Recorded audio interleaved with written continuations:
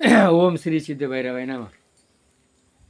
बघा, माझा जो व्हिडिओ आहे ना, ह्या व्हिडिओमध्ये काहीतरी घेण्यासारखा उपदेश आहे. बघा, खंडेराव कुत्रं हे खंडेरावाचं वाहन आहे. भैरवनाथाचं काळं कुत्रं. दत्ताच्या पुढं काय आहे? 4 वेद. कुत्रं पुढं काय वाहणार आहे?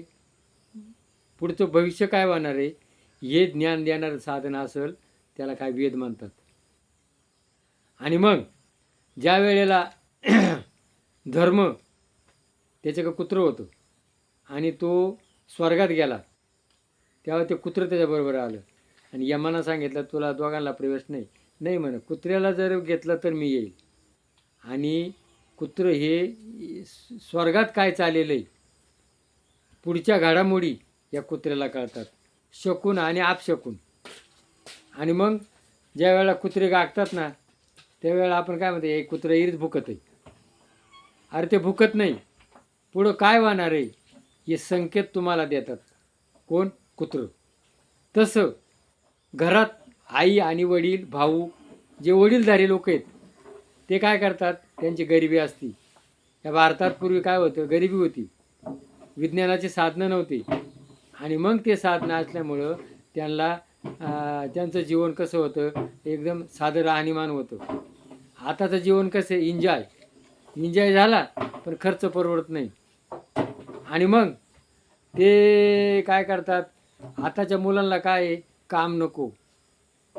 फुकट कसं मिळेल? बाबाचा आशीर्वाद, काय बुडीताचं धन, शासनाकडून मदत, चोऱ्या लबाड्या, हे जे 2 नंबर हे आज चाललेलं आहे.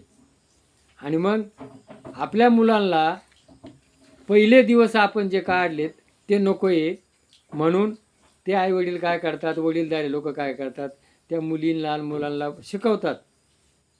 पण आज काय आहे? शिकवल्याचा राग येतो. आणि बरोबर आहे, अक्कल आहे ना, ही बळच शिकवणं गुन्हा आहे, हे शास्त्र सांगितलं जातं. आणि मग ते काय म्हणतात? हे भुकत्यात. पप्पाला अक्कल नाही, मम्मीला अक्कल नाही. म्हणून तुमचं हित जर तुम्हाला कळत नाही, आपुलिया हित असे जागता, धन्य माता पिता तयाचे.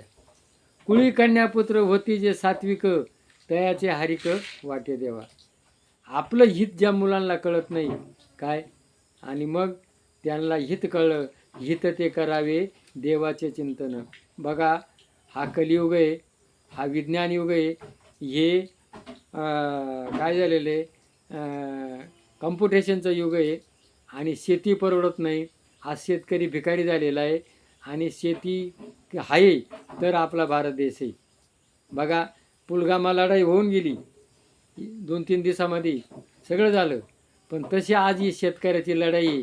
शेतकऱ्याच्या पाठीमागं काय आहे? निसर्ग, मजूर, भांडवल, आणि घरातल्या माणसांना काम नको आहे.